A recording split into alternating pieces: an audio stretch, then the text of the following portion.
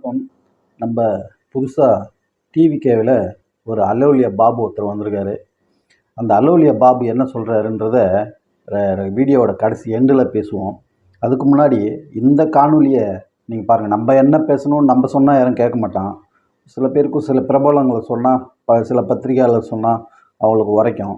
அதனால் இவர் என்ன பேசுகிறாருன்னு கேட்டுவாங்க, நம்ம பதில் சொல்லுவோம். 3 பேருக்குமே தமிழ்நாட்டை ஆளணுன்ற ஆசை இருக்கிற கட்சி. 3 கட்சியில் 2 கட்சி ஆண்ட கட்சி. பிஜேபிக்கு ஆளணுன்ற எண்ணம் இருக்குது. ஆனால் இன்றைக்கி தேதியில் தாவேக அரசை டச் பண்ண மாட்டாங்க. ஏன் அப்படின்னா பாப்புலரில் இருக்காங்க.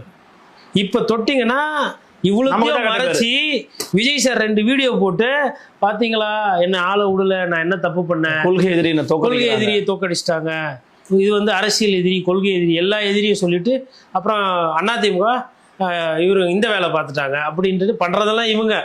ஆனால் அதை மாற்றி விட்ருவாங்க. அதனால் எவ்வளோ தப்பு பண்ணுறீங்களோ பண்ணுங்க, எல்லாத்தையும் ரெக்கார்டு பண்ணி எவிடன்ஸ் ஆக்கி எல்லாம் கலெக்ட் ஆகிட்டுருக்கு. இது இன்றைக்கி இல்லைனாலும் ஒரு நாள் கண்டிப்பாக வரும். அந்த ஆன்ஸ்லாட்டை தாங்குகிற சக்தி நான் என்னன்னு சொல்கிறேன், மம்தா பானர்ஜியை விடலாம் வந்து விஜய் சார் கித்தாப்பு கிடையாது. கட்சியவே கொண்டுட்டாங்க. சிவசேனாவை விட இங்கே தமிழ்நாட்டிலலாம் பெரிய நிப்பாற்ற கட்சியெல்லாம் நான் பார்த்தது கிடையாது. நான் பார்த்துருக்குறேன். மகாராஷ்டிராலாம் பாம்பேலாம் சிவசேனா வந்து அப்படியே கொதிநிலையில் வச்சுருக்கோம். ரத்த பூமின்னு வாங்கல அந்த மாதிரி வச்சுருப்பாங்க. வெஸ்ட் பெங்கால் பார்த்துருக்குறேன். அப்போ ஹவுராலாம் தாண்டிங்கன்னா இப்போ கொடிகட்டி பறிக்கும். ஒரிசா இன்ஃப்ளூயன்ஸ் வந்து ஒரிசா பார்டர்லேயே திரிணாமுல் காங்கிரஸ் இன்ஃப்ளூயன்ஸ் வரும். அந்த மாதிரி அதே அரவிந்த் கெஜ்ரிவால் என்ன பாப்புலாரிட்டி பவர்ஃபுல் என்ன வந்தாங்க. பிஜேபியோட பார்வையில் படாத வெறும் தப்பிச்சிங்க தூக்கத்தில் கூட. அதனால் அதை தாண்டி எதனா பேசிட்டிங்கன்னா வம்பாயிரும். நயினார் சண்டைக்கு கூப்பிடுவார். டெல்லிக்கு போயிருக்காரு. இப்போ கூட டெல்லிக்கு போய் அங்கே ஏதோ ஒரு சில மீட்டிங்லாம் நடக்குது. ஒரு சில தரவுகள்லாம் சொல்ல தான் போயிருக்கிறதா தகவல். அதே மாதிரி பாஜகவில் ஒரு சிலர் இங்கே என்னென்ன நடக்குது எல்லாத்தையும் ரிப்போர்ட் எடுத்து போய் கொடுத்துக்கிட்டு இருக்கிறாங்க. நாளைக்கு பாஜக நேர்மையான ஒரு சில கேள்விகள் கேட்டால் பாசிச பாஜகலாம் பேசுறதுக்கு உங்களாம் தார்மீக அடிப்படையே கிடையாதுங்களா. இந்த காணொலி யாருக்குன்னு பார்த்தீங்கன்னா, நம்ம திமுகவில் இருக்கிற டிவிகேவில் இருக்கிற ராஜ்மோகன் ஒருத்தர், அலோலியா பாபு ஒருத்தர் புதுசாக பிறந்து வந்திருக்காரு. அனைவருக்கும் வணக்கம். Praise the Lord. அஸ்ஸலாமு அலைக்கும். நமது மொழியில் சொல்வதென்றால் பிறப்புக்கும் எல்லா உயிர்க்கும்.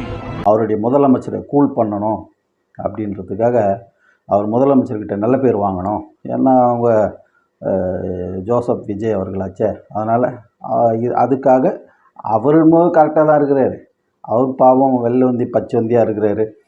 அவர் இப்போ இதில் எந்த நோக்கமும் கிடையாது.